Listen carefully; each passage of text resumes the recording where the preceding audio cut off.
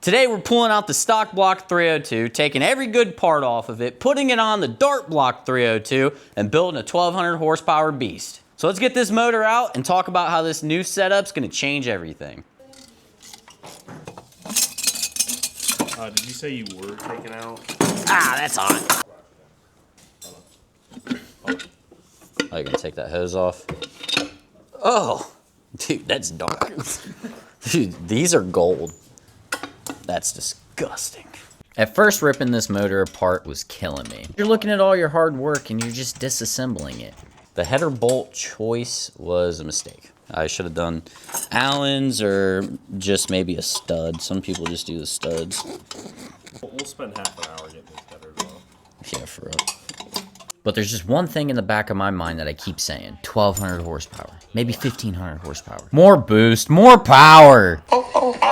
Okay, maybe Ethan was right. We did spend like a half hour taking the headers off. Hey, try not to break the spark plugs. I'm gonna use it for the next motor, dude. Really? Yeah, save some money, man. I'm just kidding. I'm not reusing the spark plugs. I said that just to mess with Ethan. And he bought it. One thing I did do right on this Mustang is I plumbed and routed everything as clean as possible and out of the way, so if we ever needed to pull the valve covers off or even rip the motor out, we could get to everything with ease. And my mind's still currently stuck on how dirty this FiTech unit is because of that turbo. Now that we've got the FiTech off, check this out. This system has been through some serious abuse with that turbo. And over time, it's had a lot of grime buildup. Look at that. This is where Gunk's Degreasing Wipes really come in handy. I've been using them for quick cleanups during teardowns because these wipes are perfect for cleaning something like these barrels without damaging anything. And look at that. If you're pulling parts off or just doing routine maintenance, make sure you get a set of these Gunk Degreasing Wipes. They're truly a lifesaver and you can get them just about anywhere. Look at all that room we got now. All the room for more turbos. Perfect. So we're pulling this motor and nothing's actually broke on it. So why are we pulling it? Well, when I built this motor, we did not build it properly for boost. Originally, we were just gonna get this thing going with a carburetor and a nice little shot of nitrous. Halfway through my engine builder building this thing, I decided I wanted to boost it because that's just how I am. He told me not to do that because we didn't gap the rings properly, it doesn't have strong enough rods in it, and the cam is not an EFI cam. I didn't listen, I boosted it anyway, and I had a lot of fun. But I'm not as fast as this car should be.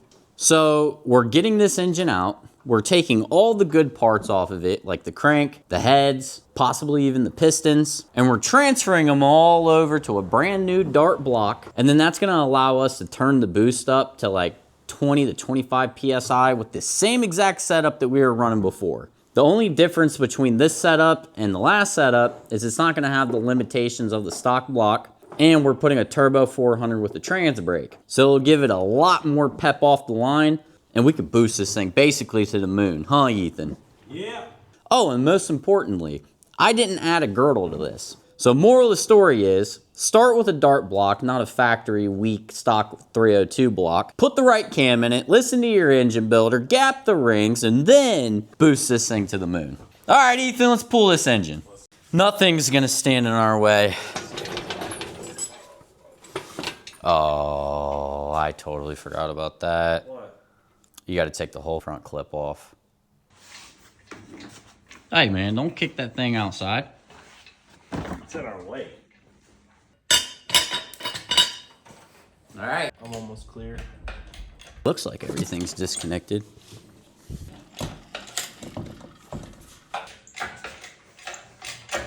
All right, let's do it. Well, it's a good thing. We're pretty much maxed out. All right, let's set it down before it makes a different decision. Definitely the easiest All right, transmission lines I've ever taken off. let's do it, sir. Wait.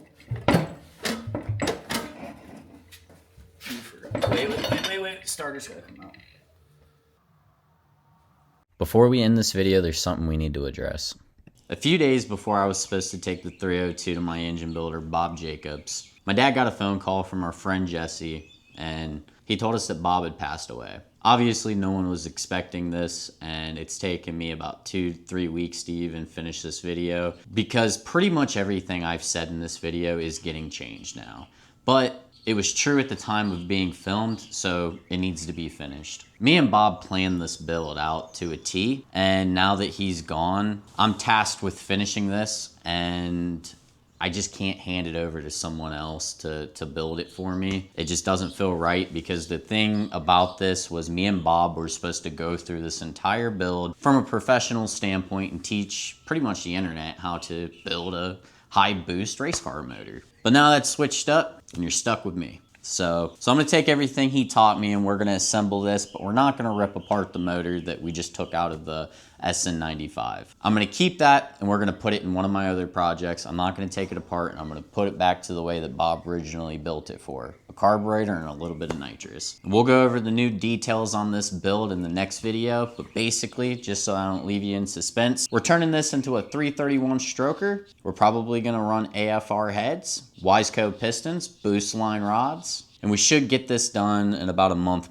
and a half. I'm not sure if I'm gonna be able to show you guys this from a machinist standpoint, but I'm gonna take everything Bob taught me. We're gonna assemble this motor, do it step by step on here for you guys to watch. This is still gonna be a high boosted 331 stroker. And I'd like to tell you I'm more excited about it than I am, but it just kind of hurts at the moment.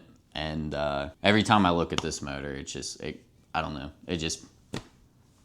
I'm sad. So make sure you like and subscribe for more. I'm Gunk the Great. Thank you for watching Hood Billy Garage.